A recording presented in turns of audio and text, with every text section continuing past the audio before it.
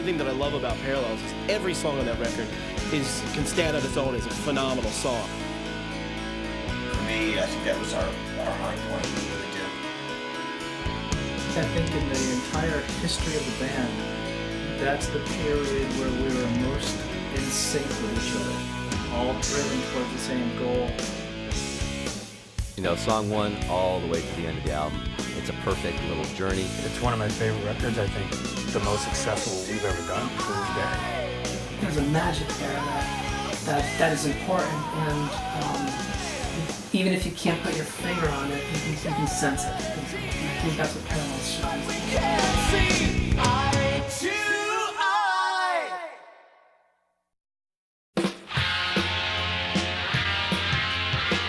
We started writing for Parallels right after we finished touring for Perfect Symmetry. I think the last shows for Perfect Symmetry were at the end of 1990, and we were in Toronto working on the record, or at least writing it, I believe in March of 1991, so there really wasn't a big space between the two. And in that little gap there, I'd written the first couple songs, or at least parts of what would become the first couple songs for Parallels. We had success with our last record, Perfect Symmetry, and a great video. It was great tour. I think at that point we didn't really know what we were going to do, and once we got to Toronto to record, that it just kind of came out that we wanted to do more catchier songs. We liked the direction we were leaning towards on Perfect Symmetry, with songs like Through Different Eyes.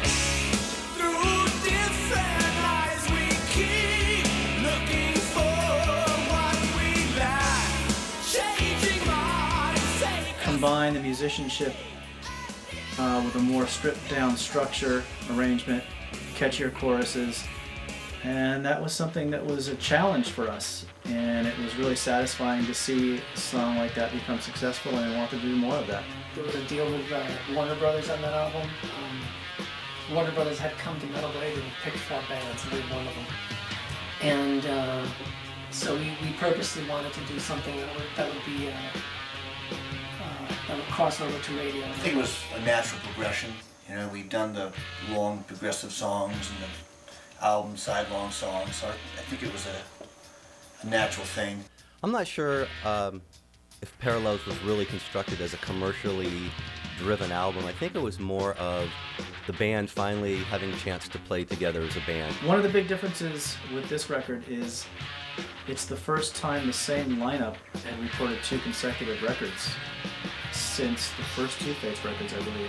We sort of ran in and did Perfect Symmetry pretty quick, and boom, all of a sudden we're out on the road playing. It's the first chance that we really got to, you know, learn about each other as players and as people and how we work together in musical situations. And that really, spending all that time together, touring for Perfect Symmetry, allowed us to develop a lot as musicians and get to know each other a lot better, to work together a lot better, and really develop an idea of where we wanted the next record to go.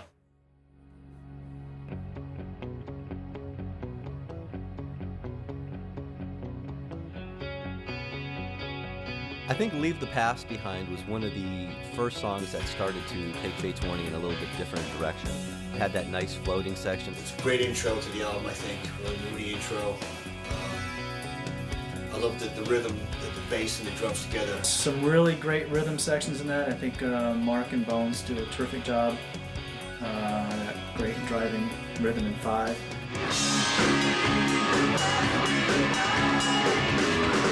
Even to this day, when I go back and listen to that, I have to think about what I played because I can't actually remember. There was some pretty complicated stuff going on with the 5s and the 6s and back and forth. Mark Zonder was the little computer in the band. I always thought of him as a computer. He had the most amazing ability for time. Being a drummer is a good thing, but just over and above anything I'd ever experienced before.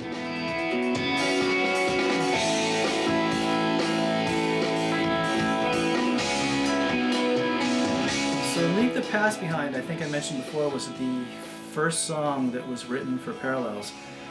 And I think you can see a little bit of Perfect Symmetry in it and a little bit of the direction that Parallels would wind up going in. It's kind of like the missing link between the 2 records. Probably the first lyric I wrote for the record too, and it was really speaking to the difficulty I was having coming up with ideas lyrically and musically. Looking at things that I had done in the past and always trying to top that or do something equal to that. So this is pretty much me just talking to myself, saying, calm down, forget about everything you've done in the past, and just try to do something new and do the best you can with that.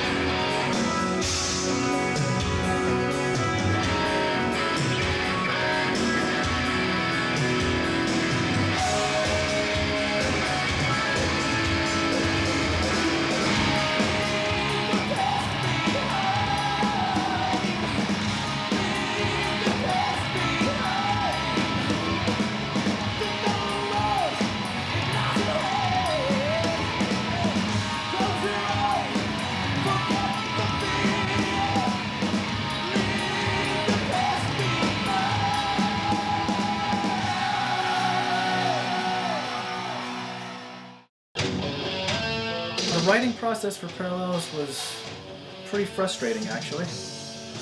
I had written the first couple songs at home and was having a lot of trouble progressing from there. I was having a lot of writer's block and second-guessing myself, and just thought maybe for a change it might be a good idea for us to get together as a band and write that way. I had some ideas that were unfinished, and Frank had some ideas. You know, what if we all get together in one place and work on the music in one place and just see what happens? It was a big experiment. On the previous album, Perfect Symmetry, we were all over the country, you know. Me, Jim and Frank right here, and Mark was in California, and Ray was somewhere. Texas, I don't know. But me, Jim, and Frank would get together at Frank's father's barbershop just to hash some ideas out. And then we'd mail tapes, you know, back and forth to California, wherever. So this being all together was different. We wrote and recorded in Toronto, basically because we were all in different parts of the U.S. at that time, so we knew some of us were going to have to travel anyway. And with Terry in the mix, we thought it might be better for us to travel rather than bringing Terry into the States for 2 months or whatever and paying for that expense. We decided we'd all take a vacation and go to what we thought would be 6-8 weeks in Toronto, and what ended up being for some of us, I think the better part of 6 months. The band was on both coasts of the United States, and made more sense for them to come to Toronto, meet halfway as it were. And it meant that I was in town all the time, so for rehearsals I could be there, and we had questions about the way things were progressing. We could, you know, confer on that. And also it meant we didn't have to go traveling to go into pre-production. We could just sort of continue on from the writing phase and go straight into pre-production. So that worked out really well. I think I was up there, I'm trying to remember, I went up there quite a bit. I was probably up there maybe 4 or 5 times. And this was also, you know, we had our distribution with Warner Brothers, so I remember we brought up the Warner's A&R guy at one point, Rob Cavallo, who went on to, you know, do Green Day and Goo Goo Dolls and all this stuff. So, you know, he came up one time to listen to everything. So it was a fun. I mean, the whole process, as I remember it, was a lot of fun. Every time I went up to Toronto, we all had a great time and hung out, and the process went along pretty well. So it was, even though it was long, to me, looking back on it, it was really pretty easy, and I was really happy with the results. It was fun to be up in Toronto. The album was recorded at a studio called Metalworks in Toronto. I believe it was owned by the members of Triumph at the time. Great studio in Toronto. Terry suggested it. He was familiar with all the gear there in the room, great sounding drum rooms. After we finished pre-production, we went into Metalworks Studios to record. And I remember it being an interesting process. We had a lot of gear to set up, and Mark's drums were quite a challenge in themselves. He had a lot of drums and a lot of triggers, and we were running to click, and it was fairly complex, but he was well organized, so that really helped. And the process was a lot of fun. I always remember with Jim writing down and keeping a really close track on his guitar settings for different tunes, so that we knew if we had to go back and repair anything somewhere down the road, he could find those parts really easily, those sounds, and just plug them in, and we were ready to go. So it was a good process. The recording was a lot of fun. We worked hard. We worked 7 days a week. We worked from like noon until 2 in the morning, and short of having a dinner break, it was just that's what we were there for. In terms of the recording, I mean, it was such an easy record to make. Terry Brown was phenomenal to work with. You know, we're all huge fans of his, and he was a great guy. And really was, I mean, there was almost no problem at all in the production and mixing end of things. It was really easy for me. I'd listen to it and go, yeah, sounds great. I think I went up there when they were finishing the mix, and I was listening to the mix, and I was like, wow, that sounds pretty good. So, you know, I don't think I did hardly anything on that, because Terry did such a great job.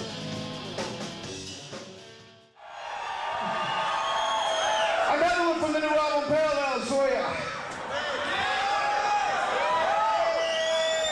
Ever feel as though you're just living life in still water?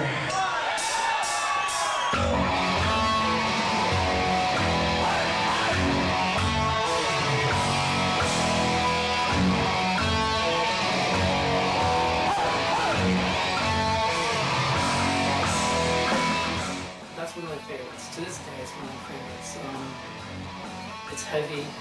I really enjoy playing it, and I enjoy playing a solo in it. You know, it's one of my favorites off the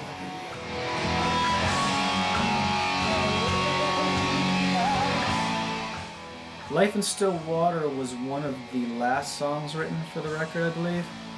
I remember Brian Slagle coming up to one of our rehearsals and us playing most of the new material for him, and I believe he really enjoyed it, but at the end of it he said, you know, you've got a lot of slower material on there. You guys could use something that's a bit more up-tempo and rocking all the way through. So Life in Still Water was kind of an answer to that for us.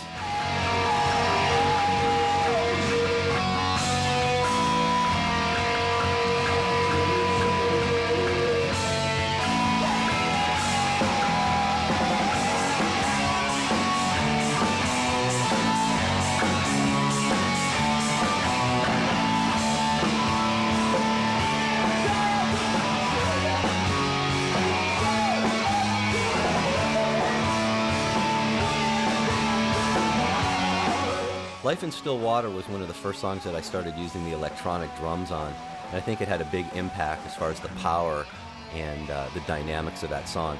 I think that's one of the heavier songs on the record, and again, it still has movement to it, it still has groove to it, has great vocals to it, and it has just a lot of power.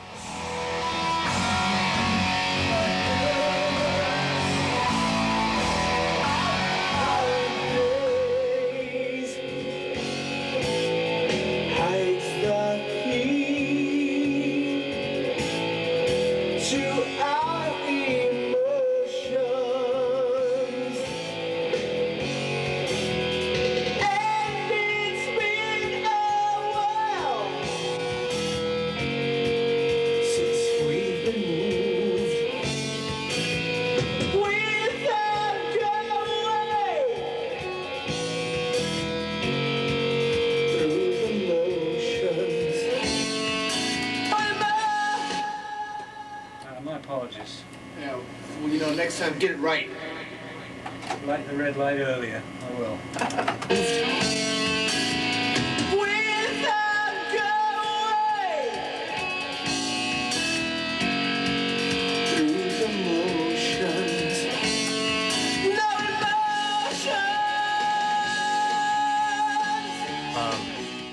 One of the songs I ran out of time singing when I had to leave. I was in the studio one night for probably 14 hours, 16 hours. All night long, the sun came up, and I had to take the car back to the airport, the guys were already gone. It was just me and Terry. So Terry had this idea of like, well, because we wanted to do harmonies. So he had the idea of, what about James Labrie, who had just joined the band Dream Theater? Maybe I can get him to do harmonies on this song. I said, that would be great, because I had heard his voice and I liked his voice. So once I was gone, James came in and did harmonies to that.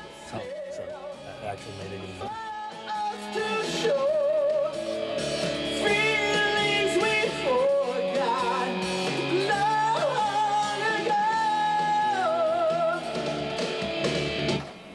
I like that. Last to go. Yeah. Well, the other would go just. Yeah, it's long.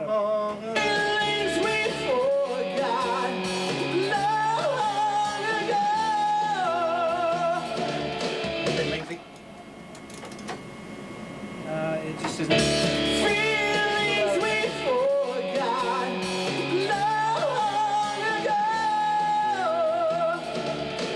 Good. I like that. Terry Brown was awesome. It was really intimidating at first, I remember, because he did my favorite record pretty much of all time, Moving Pictures. One of the greatest sounding records of all time, to me. Inquired if he was available, and he liked our stuff, so we were excited to use him. And he was great to work with. Working with Terry was fairly intimidating at first. Especially for me, just speaking for myself, playing my guitar parts with him sitting there analyzing what you're doing was, like I said, intimidating at the least. But he pretty quickly made us feel comfortable. He got to be one of the guys, and we're very comfortable around him.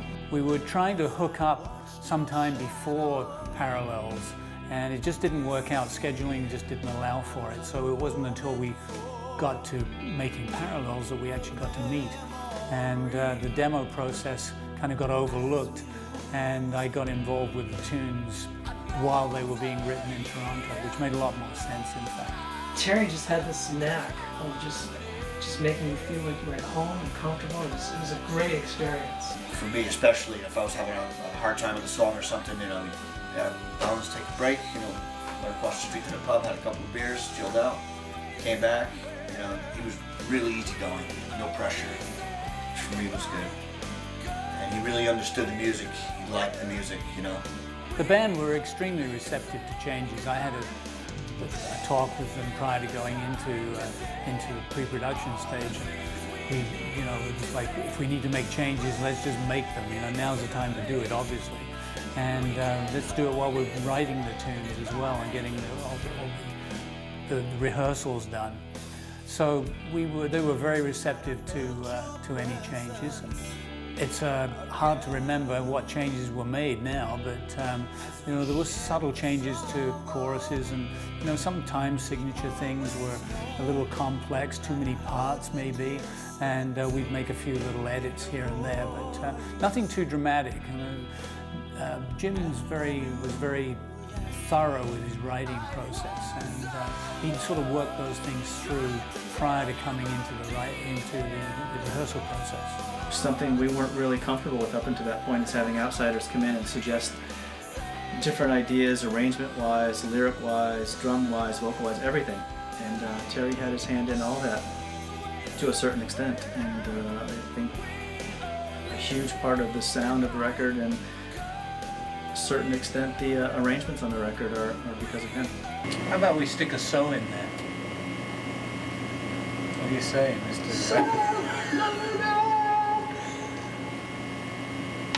Well, let's try it, even though we're getting the big. We'll try it. We'll try it and see how it sings. If it sucks, we'll change it back to what it is. Well, needless to say, working with Terry was great. His, history and legacy of doing, a lot of the Rush production and a lot of the work with those guys, and he came obviously with a great background. He did a great job. I thought he was very easy to work with. He handled each guy in the band a little differently, as each guy is a little different. I think he did a phenomenal job for the band. So all of us, including me, were very, very happy to work with Terry. It was a great time.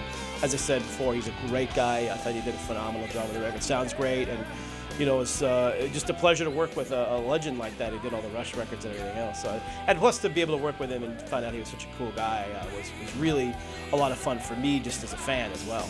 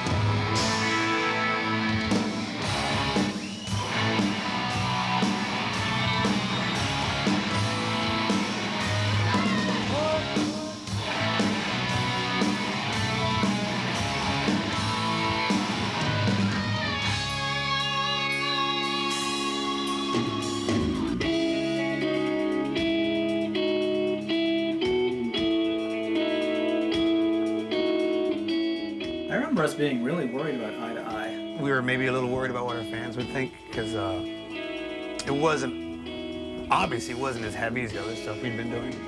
But at the end of the day, we really liked the song, and we had a lot of discussions about it, and we just thought at that point we liked the direction.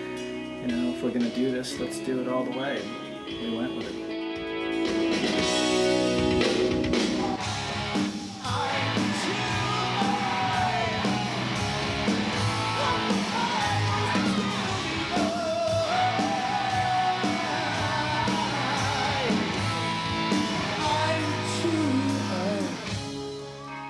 Eye to Eye, what can I say? You know, it was our coulda, shoulda, woulda song. Got a lot of airplay. I mean, I remember having friends, my brothers call me up, telling me they're sick and tired of hearing it on the radio. As close to a commercial as we got, you know.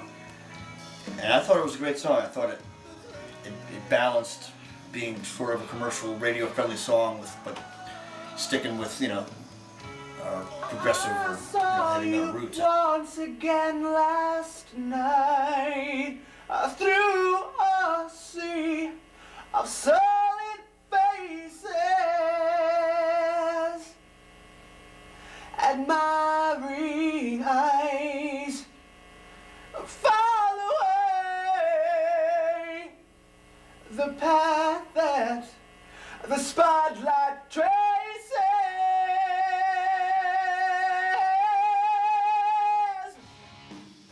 Lyrically, Eye to Eye sounds like just a relationship song, but it was really written from the viewpoint of the band relating to the fans and vice versa. And I say that for myself as a fan of other bands, how a lot of times you can think there's more of a relationship there than there really is. You can get so tied up in the music and the lyrics of someone that you think you have a lot in common with that person, with that band, that there's some kind of connection there. But when you explore it further, you realize that there's really nothing there other than just that common experience of the music or the lyric. Roll camera. Roll sound. Now point it to the Luma. I got mine straight.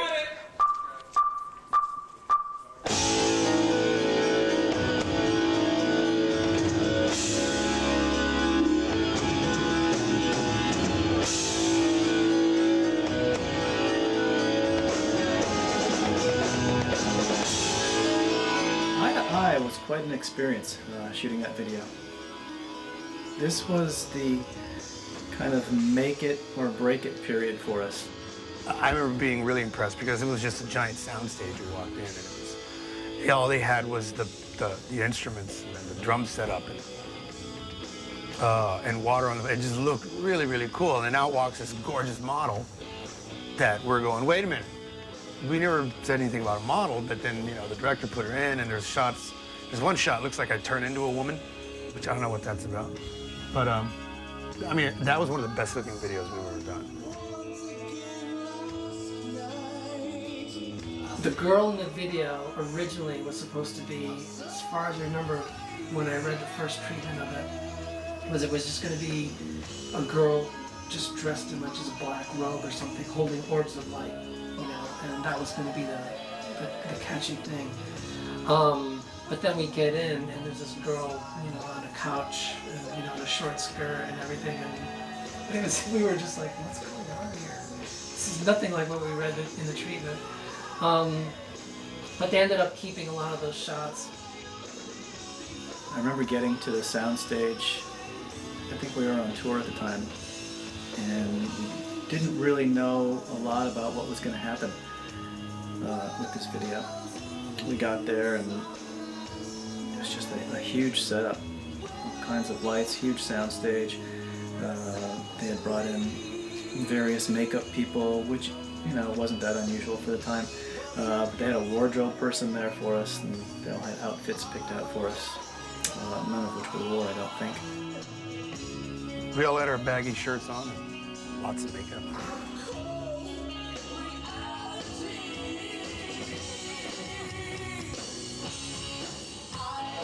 you like to model your outfit for me? No, I would not.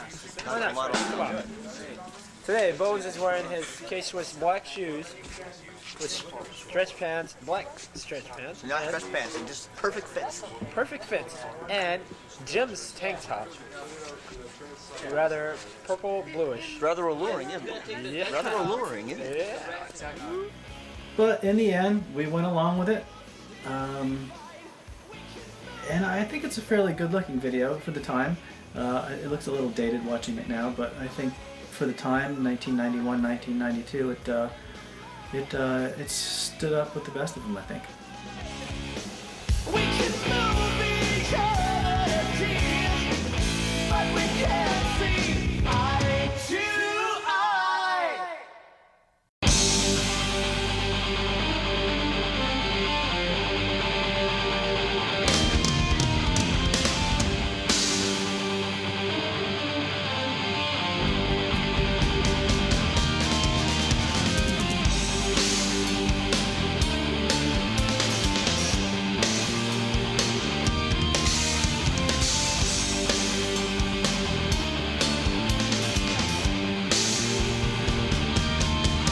So we all agreed maybe we'd get together in Toronto and try to finish writing the record there in a rehearsal studio.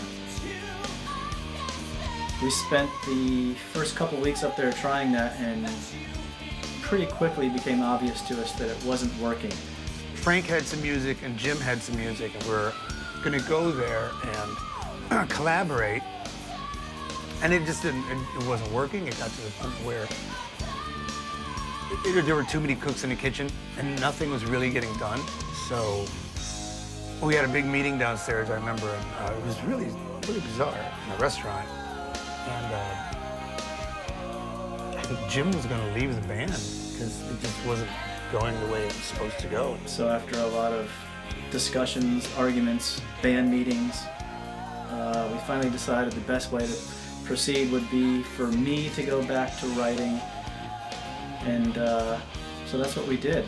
I would spend mornings in my hotel room trying out ideas on the 4-track, and Mark and Bones would usually go to the rehearsal studio and work on some rhythm ideas and some drum ideas together. Frank would be in his room working on his leads, and Ray would be usually sleeping till about 6 o'clock in the evening. Some of the recording and the writing of the album went very smooth, it was very easy, and it came very naturally. But I do remember there were periods, and I'm sure all the guys remember as well, that it got a little stressful there. Basically, we put ourselves in a situation where we are in Toronto, we couldn't really come home, so things need to get finished up. And you know, a lot of times you just can't rush the creative process. You can't just be spitting out songs and banging out songs. So I know we didn't compromise, but we were definitely in Toronto for a long time. I actually think we might have seen seasons change from winter, to summer and back again. We really got on each other's nerves in close quarters. We had 2 rooms between the 5 of us and a lot of time together. I remember just waking Mark up in the middle of the night a million times, banging on his door, leaving ashtrays against his door. Frank and I were pretty mischievous at the time, and we would get fire extinguishers and run up and down the hallways and spray them underneath the door. I don't know why we did that. And then we'd all get together in the evening, and we'd go over what I had written during the day and try out some new ideas, and that became the pattern of how we worked for the next 8, 12 weeks, whatever it was. It was a long time. And it was frustrating, but looking back on it, I really liked the way it came together and have really fond memories of the whole experience, actually. Being sequestered in a hotel room in a studio for 6 months with just us, no outside influence, no one at home, you weren't sitting on your couch being lazy or going out. We were working for 6 months, solid on the record. I think it worked really well.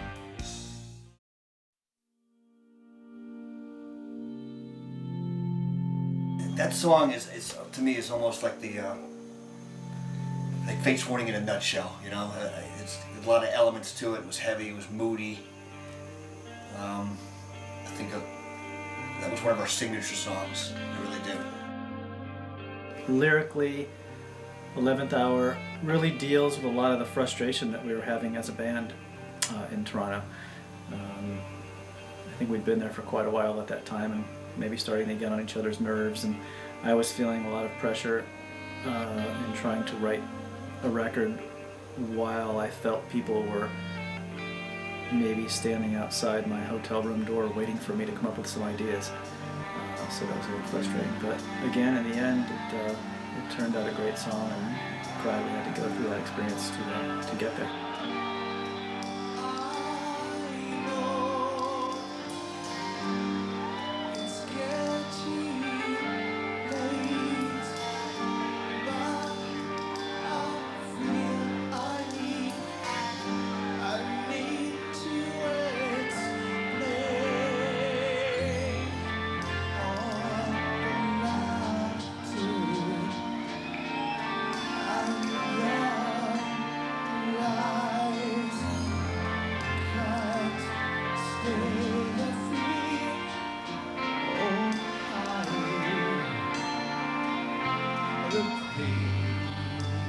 Again, I used some electronics and actually tuned percussion in this one, as far as some of the bells and that kind of stuff and shakers, and thought it was a very, very creative piece. Again, I think this is a classic example of utilizing the strengths of each member of the band during this song.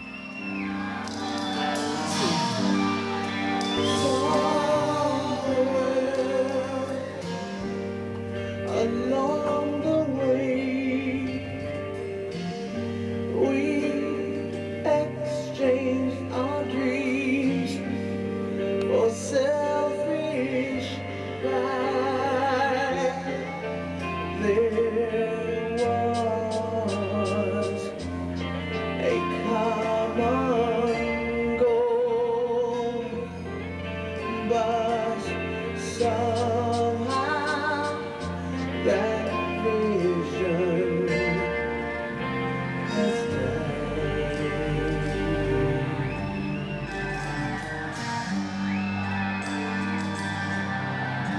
I have a few favorites on that record, but I think one of them being the 11th Hour. That was a lot of fun. It goes through a lot of different changes, a lot of different parts and dynamics. So it was quite a challenge to put together, and so like at 11 minutes long or something. So it took a lot of preparation. 11th Hour is still probably one of my favorite Fate songs. It's always a pleasure to play live. The fans love it.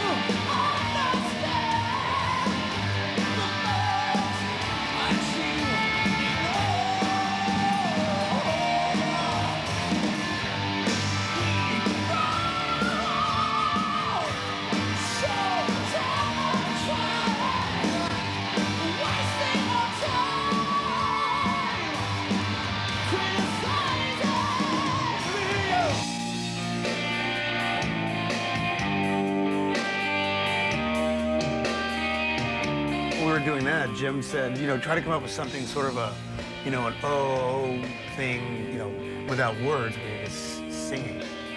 And that maybe the crowd could sing along with.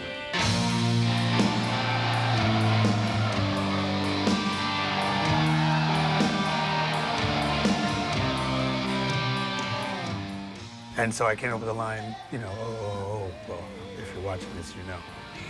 And again, it just became like our signature song live. People, they know exactly where to sing and where to sing it.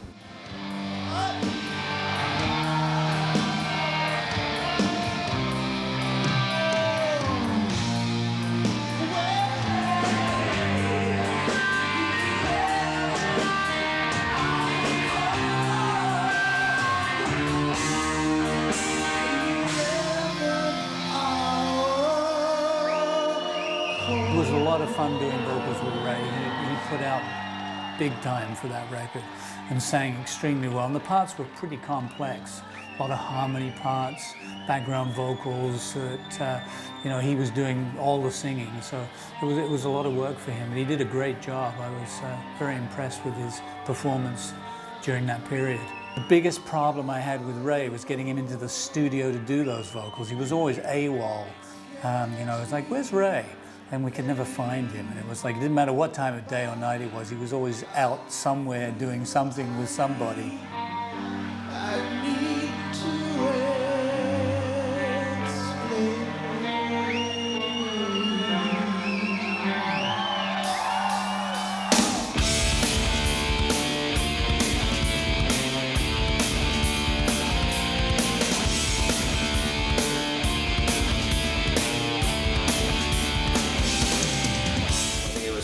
Song that was a goofy video with the flag guys.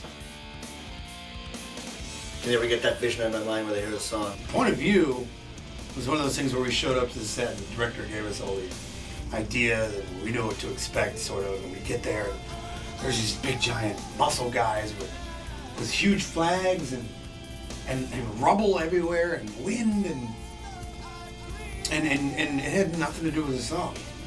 At the time, it looked really expensive and it looked great, and we kind of thought maybe somehow we would, you know, make it all work in post or whatever. Originally, when we did it, we shot some conceptual footage for it, and when we saw the first edit, it didn't come across. Yeah, it didn't come across quite like we wanted. Even we couldn't understand what it was about, so we took it all out. And now there's a little bit of it in there, which is probably more confusing. So it's better if you just think of it as a performance video, really.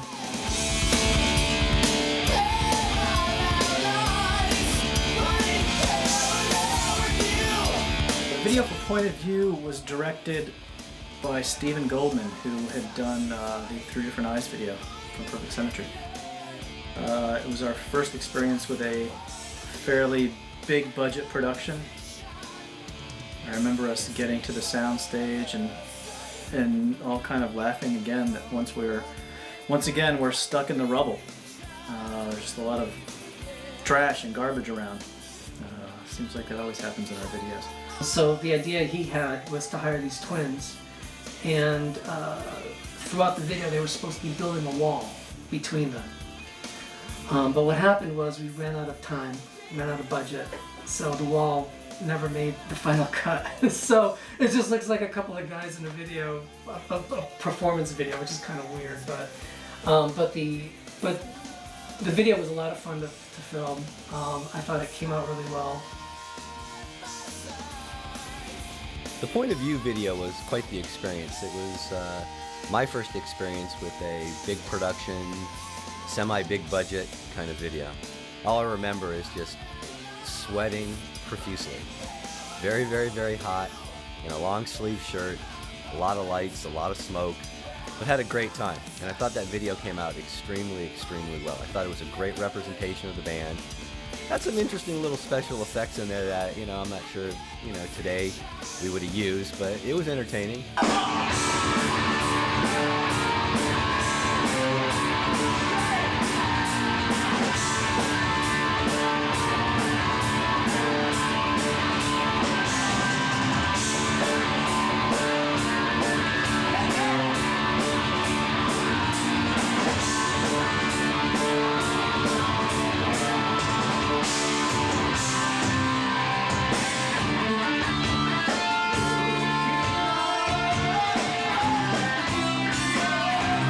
Point of View, again, is one of those songs that lyrically deals with the band relationship. It was just funny to me and to all of us how 5 people could be so different, really have so much in common, but be so different. It seemed at that point that you could take the 5 of us and have us look at a white wall and we would all see 5 different things.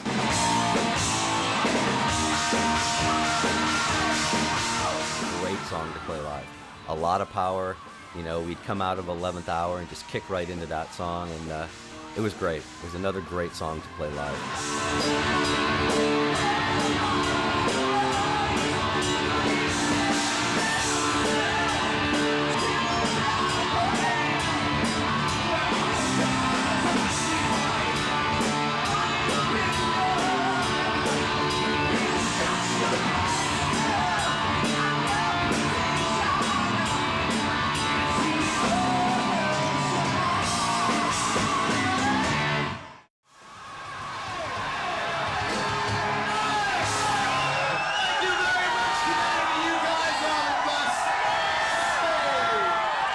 It was by far the most successful tour we've ever done for any album. Hands down, straight up, was the best.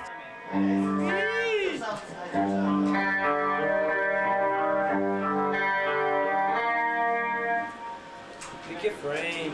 It's a Jackson.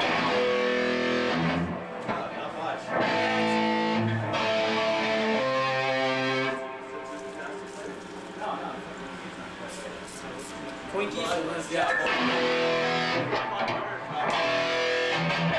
Long as it's new bass. It's not yours, is it? Loner. Loner. Getting mine, it's a blue sunburst type deal. Oh, really? Set list for the tour. Can you leave these on?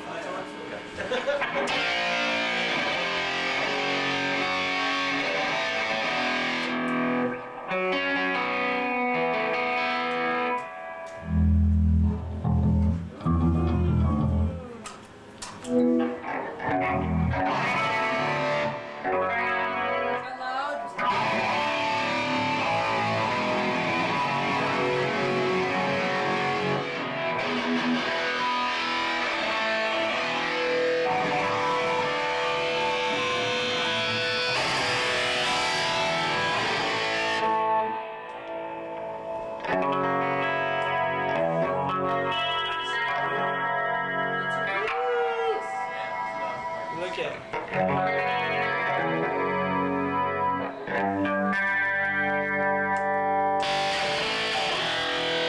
Still sounds like me, huh? Well, you know, I know it sounds like you basically try to get the same sound. You know, I know it sounds like you.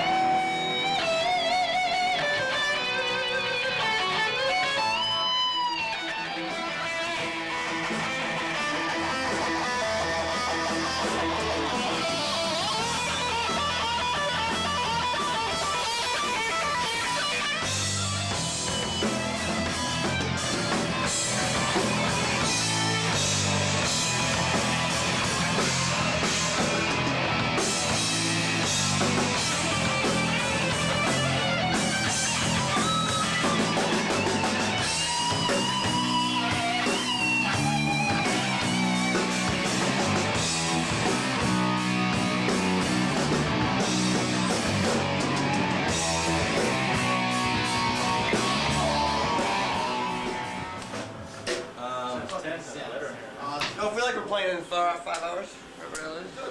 5 hours till sound check. And we saw at the Limelight in New York, which is really impressive to me.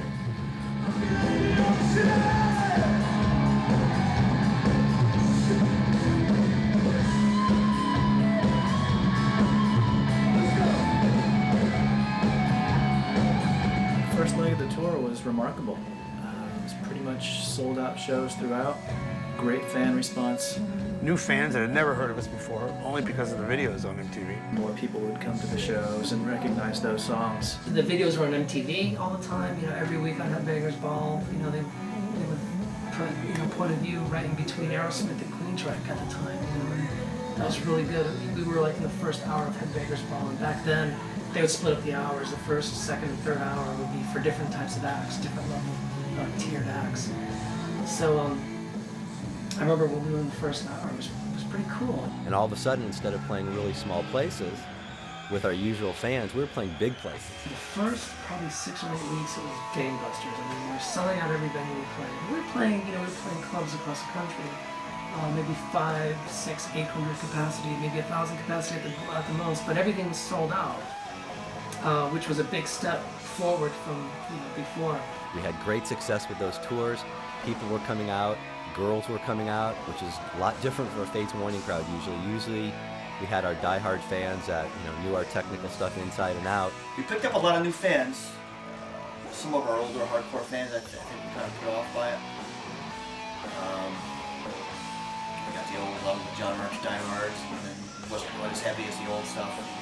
Didn't have a lot of the old 10, 12-minute songs, and we lost a few of our old fans on that, and picked up a few new ones, and we knew that would happen. But I don't think we picked up as many new fans as we had hoped. People obviously wanted to hear the old stuff, which we played, but everybody was coming out to see Eye to Eye.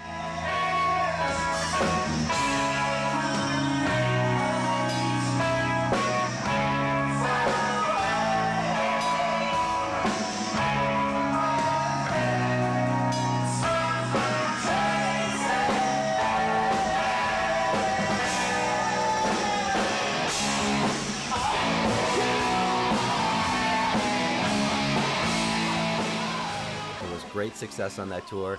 It's just amazing how one song on the radio can bring out all these people to your concerts. Crowd response was great to the Parallels tour.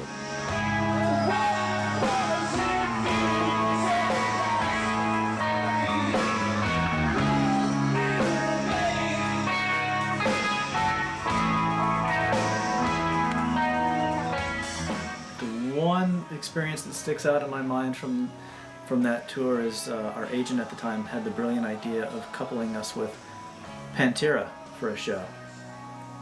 He thought it would be great for us to expose ourselves to a different kind of audience, and assured us that it would really benefit us in the end. I love Pantera, but Pantera fans didn't necessarily like us.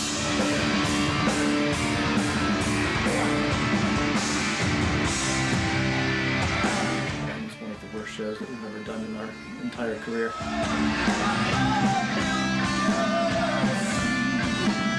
They wanted to get on with Pantera and not us. I think people were actually lighting cigarettes to throw at us while we were playing that one. Cut that a few songs short. There was a lot of people out there who didn't like us, to say the least.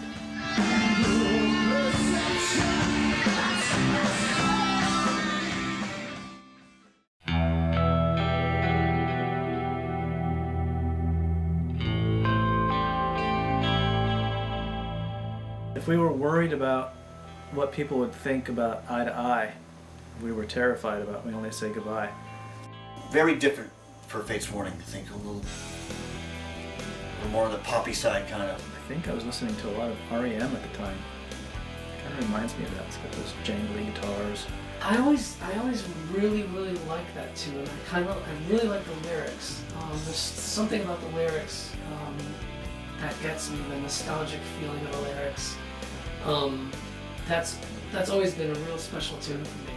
The last song written for Parallels, I believe, and the only one that sounds like a relationship song and really is a relationship song.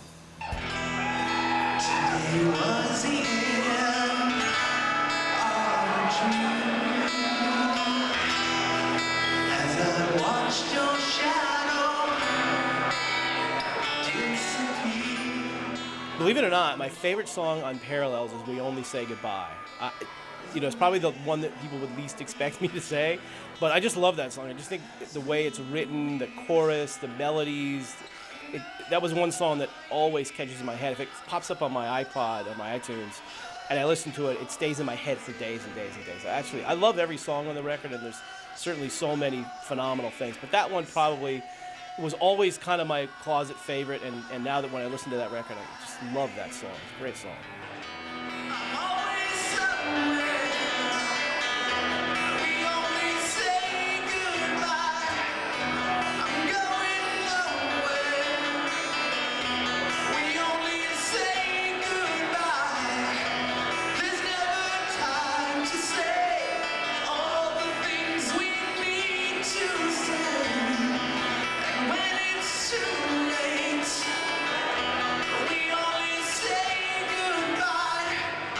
Across the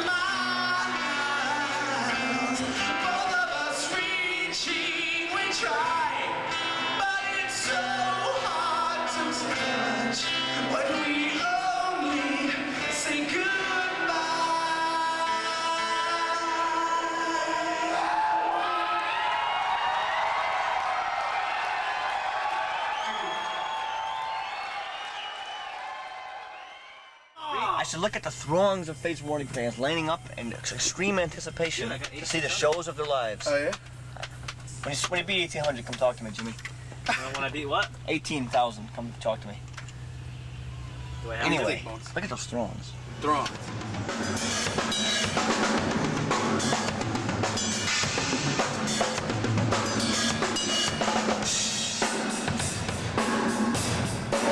Okay, can we get that stage left overhead yet?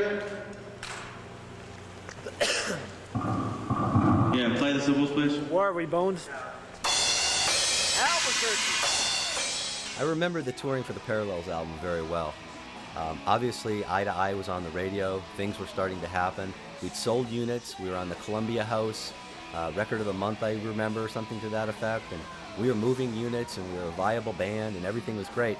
I think If We Only Say Goodbye was put into place where it should have been, this could have even got bigger, and the ball could have really started rolling with that.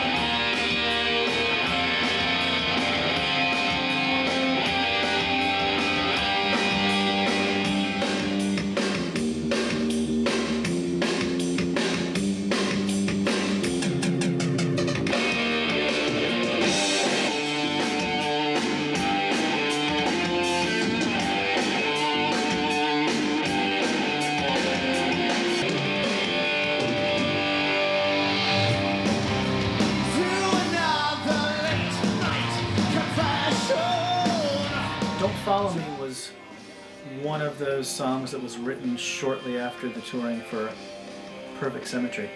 So it was one of the first songs written for Parallels. I love the guitar tones on the recording. The guitar tones are just, really jump out. From the steel, I'm searching hard.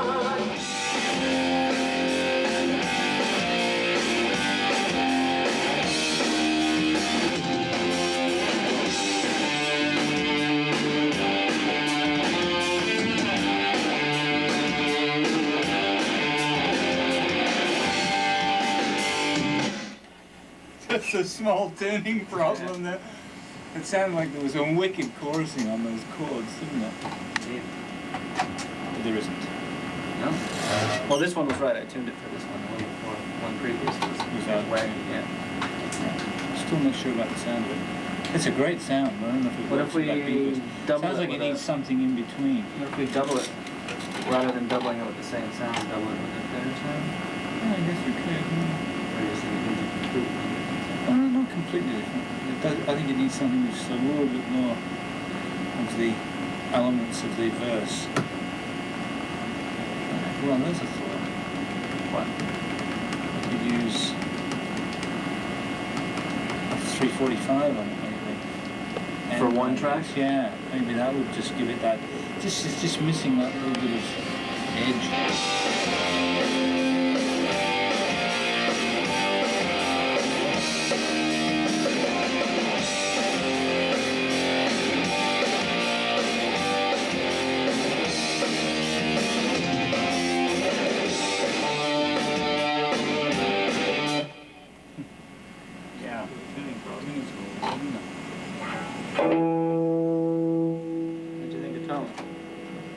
Well, it's definitely got a little more edge to it. Don't Follow Me was one of those songs that had a lot of different background vocals going on, coming in and out, sliding around, and it was quite the challenge in a live situation for me to sample those vocals. I mean, obviously you had way too many people singing that. It wouldn't really be produced live in the correct way, even though the members of the band did sing it. We did have samples going on in the background with that, and it had... it was quite interesting sometimes when the samples went off in the wrong places, but, you know. A good live song. The thing I think about when I think about that song is the only one I ever did background vocals on live. And that didn't last long.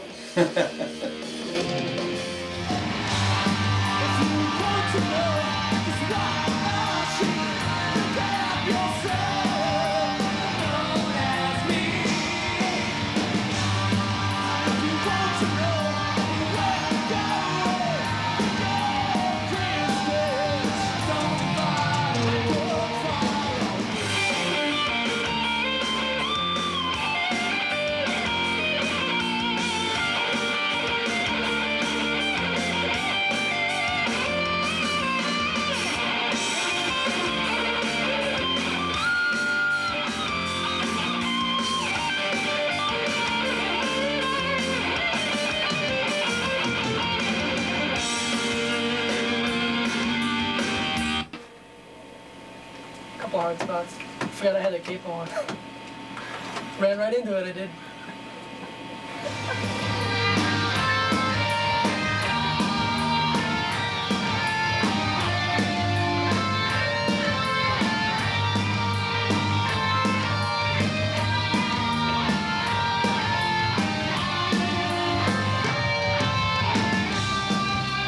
Like an old friend, with nothing left to say. You'll find I'm not like an old friend.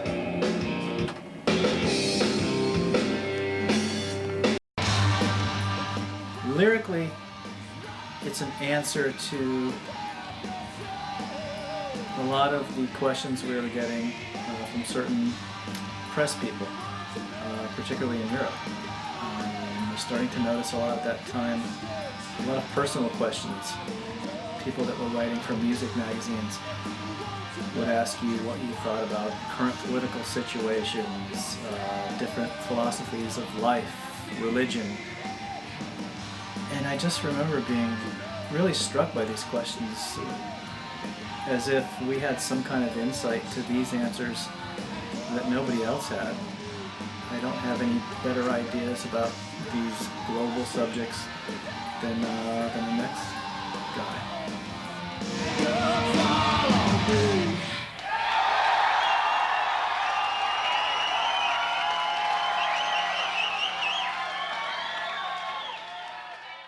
One of my jobs on the road was to, and every town we stopped in, every city we played in, I would call during the day, I would call the local Warner Brothers reps.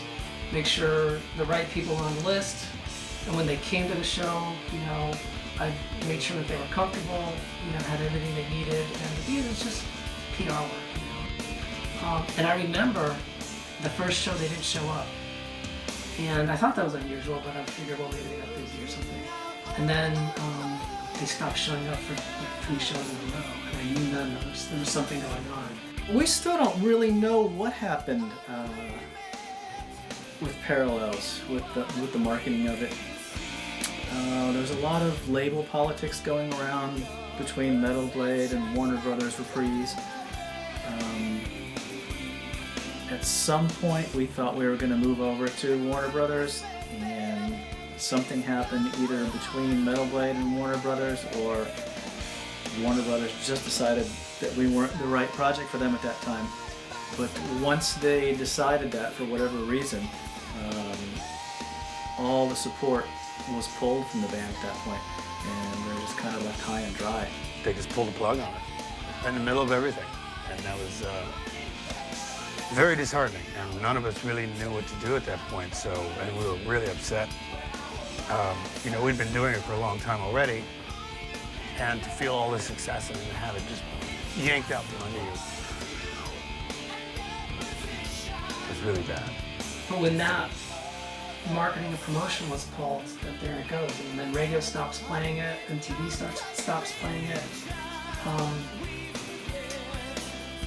You just lose all that momentum. I thought we were poised basically to move on to a larger label, and as the way things turned out, when a label's going to take a band and move it from one level to a higher level, obviously there's a lot of money involved. There's a lot of money required to push it on to the next level. Obviously we didn't get pushed on to the next level, which was obviously very, very, very disappointing for the band. The band thought we had done what we needed to do. We had hit songs on that record that were launched and ready to go.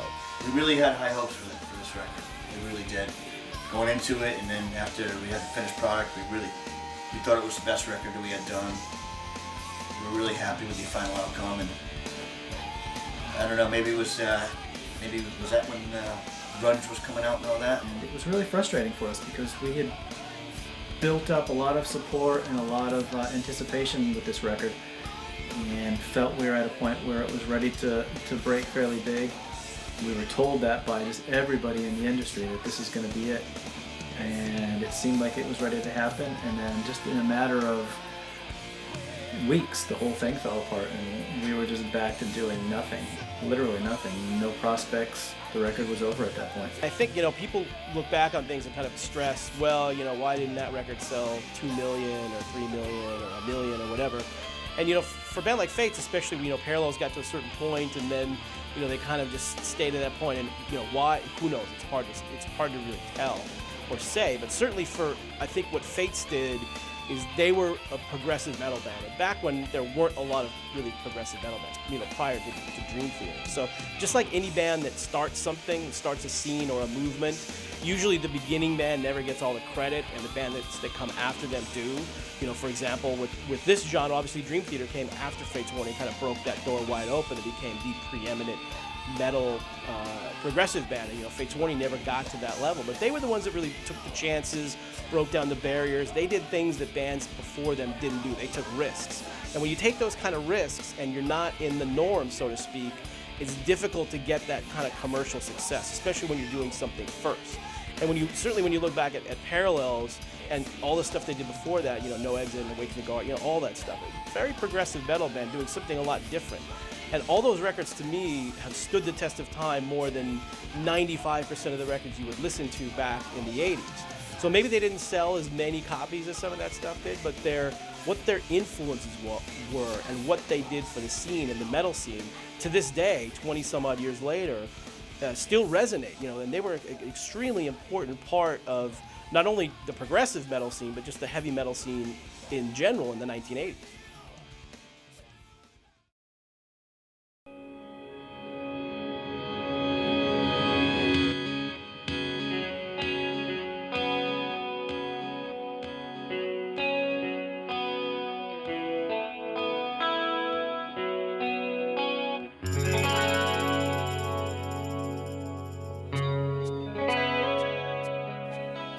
The Road Goes On Forever was sort of our production masterpiece, I guess you could say.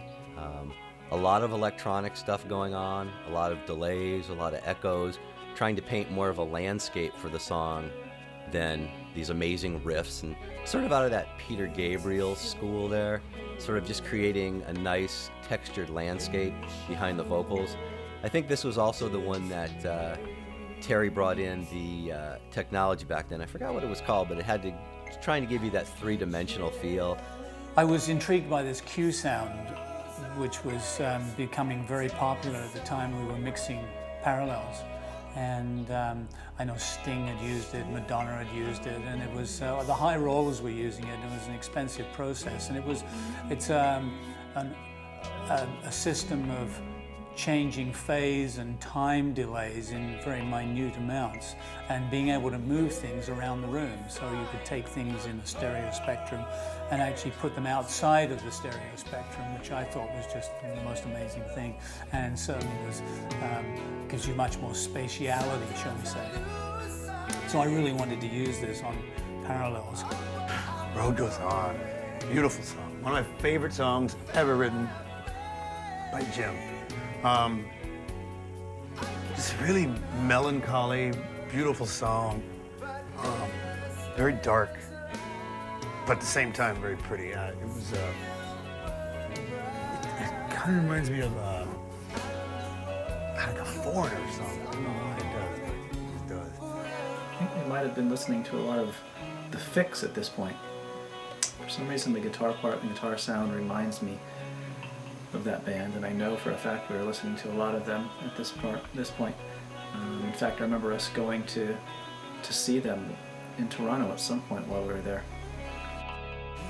Lyrically, The Road Goes On, trying to be a little bit optimistic after an otherwise fairly bleak lyrical presentation. Really just the song trying to tell us, the band, to hold on. Hopefully all this hard work and frustration isn't for naught, and that something good will come of it. Still, I know hands clutch the empty place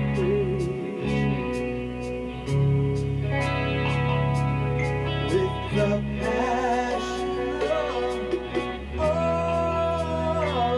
a desperate prayer.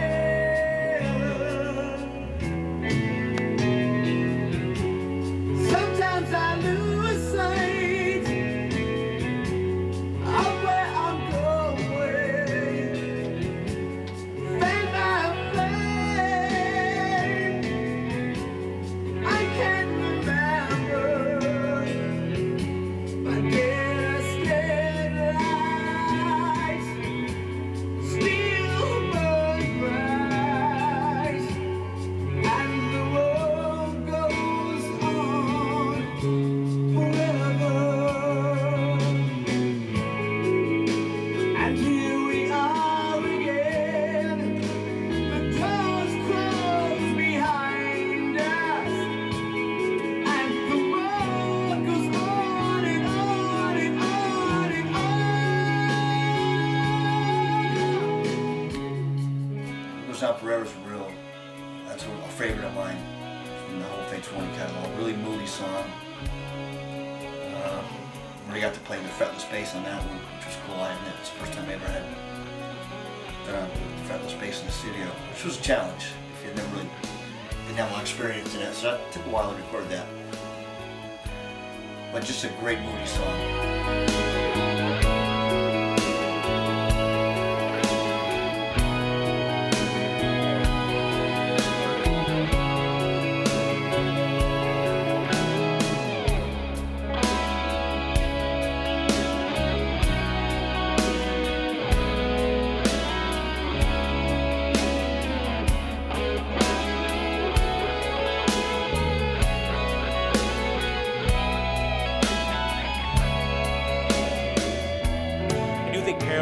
Stands the test of time, and in terms of an important record for not only Fates Warning but also for the scene, I think it might be their most important record.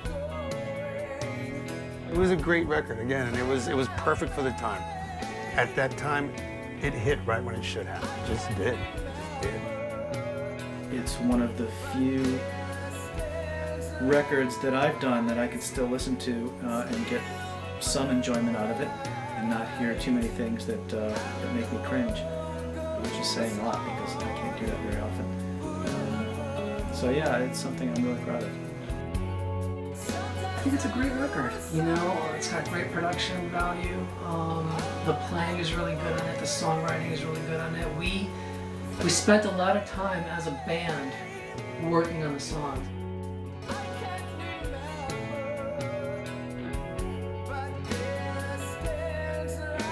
About as close as Fates Warning came to a perfect album, I would probably have to say.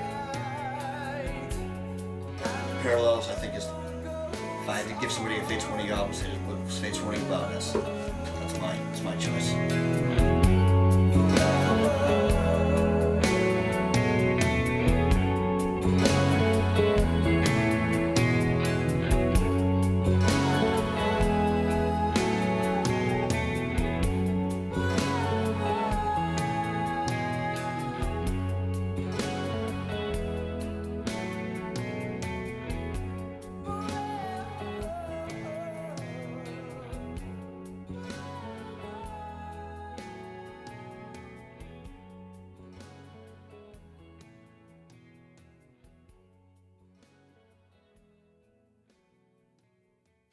How do you guys feel about Parallels 20 years later?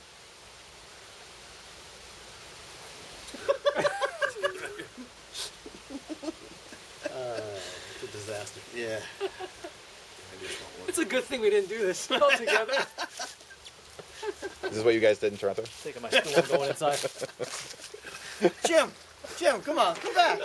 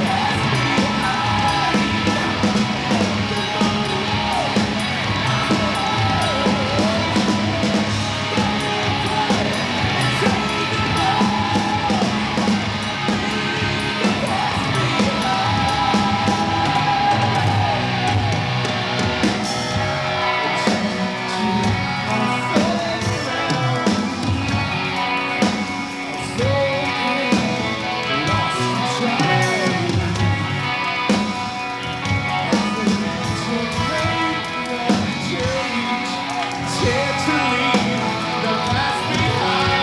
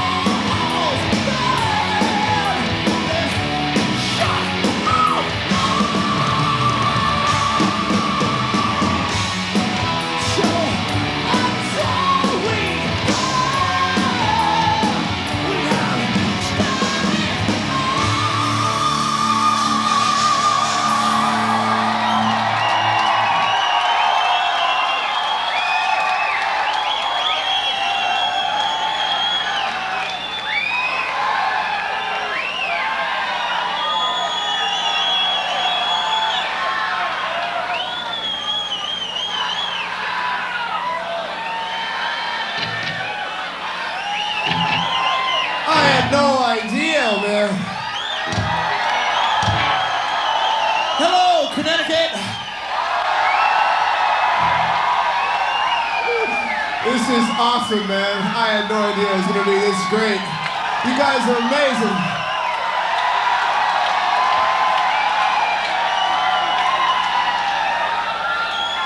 You guys heard the new album Parallels yet? All right, we're gonna get right into it and do a song from the album Parallels for you. This one's called Don't Follow Me.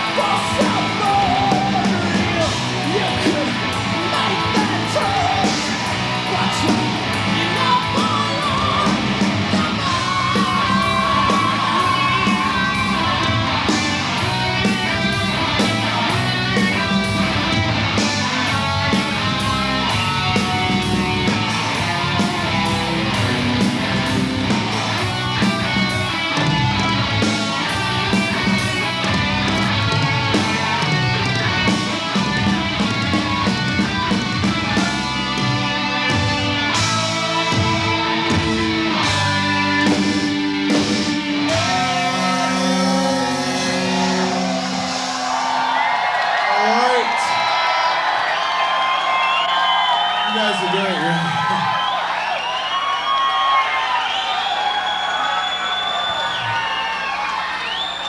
Tell you the truth, this is more than we expected. We expected a lot.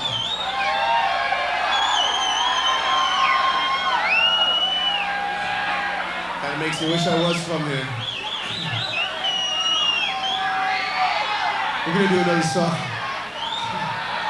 We're gonna do another song off the Parallels album now. How'd that happen? This one's called The 11th Hour.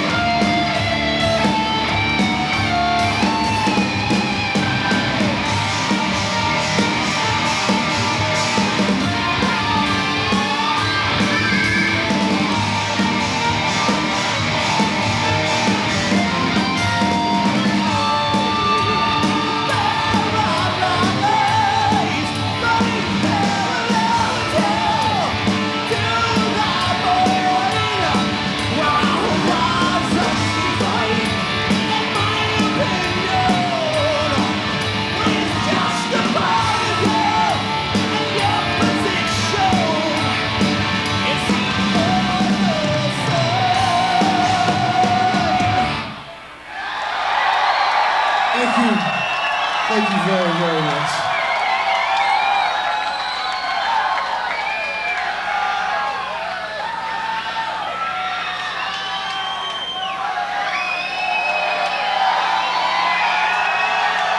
This has got to be the best show of the whole tour so far, I gotta say, man. I think we all agree on that. Wholeheartedly. Thank you guys so much. Thank you for coming out. I think it's snowing outside now. It's the first time we've seen snow on this tour. It's cool. We're doing from the No Exit album now. You guys feel like singing? Go right ahead. Help me out. All right? Yeah.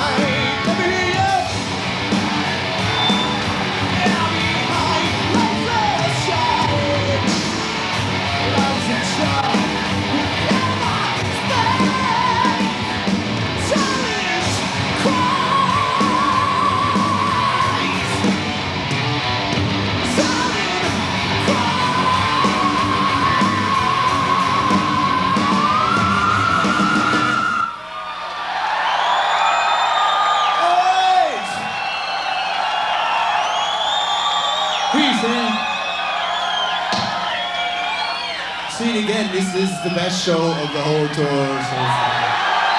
And it probably will be. Man. Don't worry, we got all you guys on videotape tonight so we can watch this and remember this. So if you want to see yourself on tape one of these days, you know, just jump around and maybe you'll go.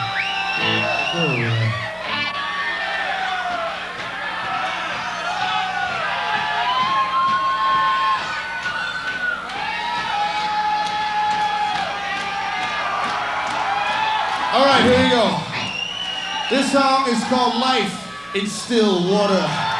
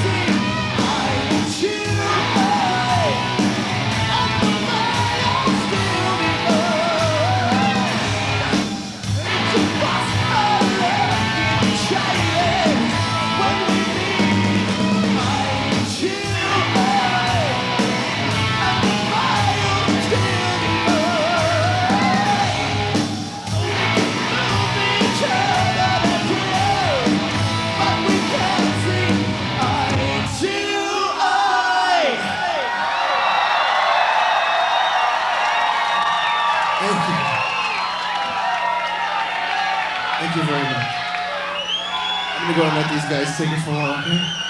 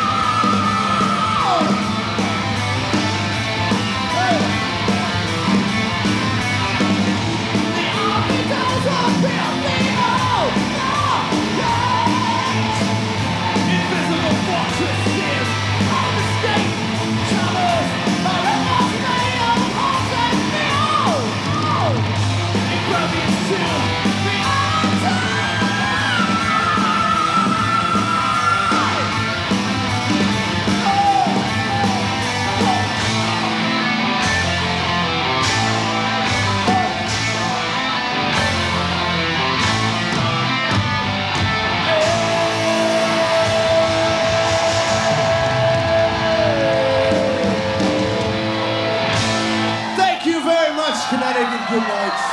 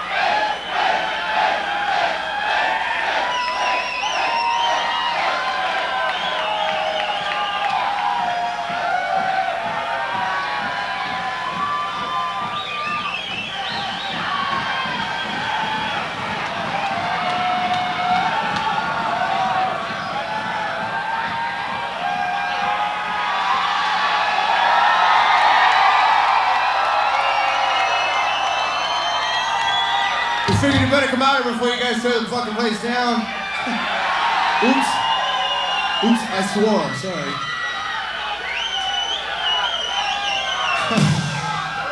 This is too much, man. You guys are awesome. God. You want to see my goosebumps? Right there. This is an old one.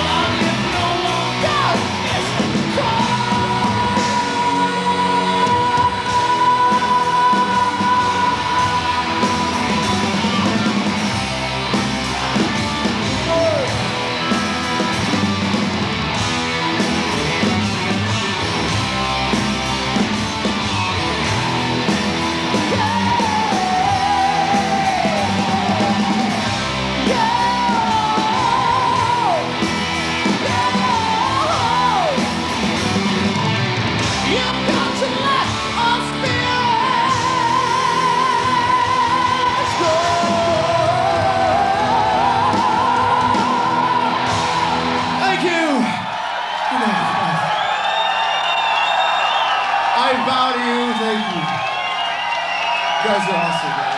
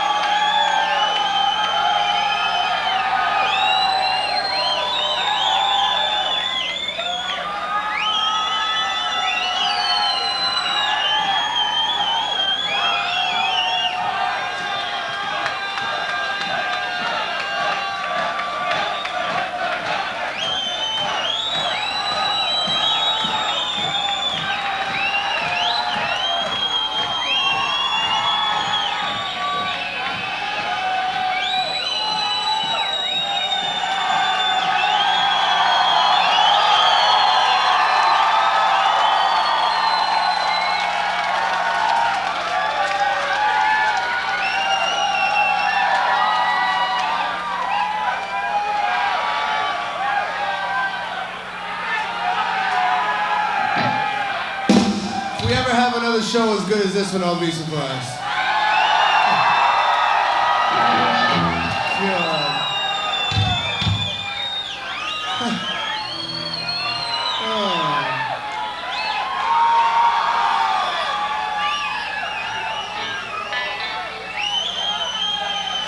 I guess we'll do another one.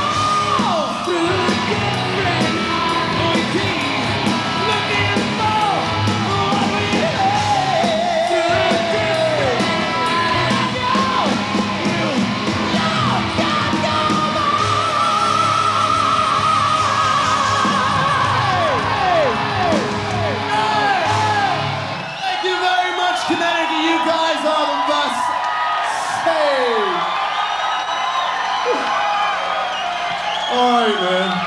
Good night, guys. Have a safe one.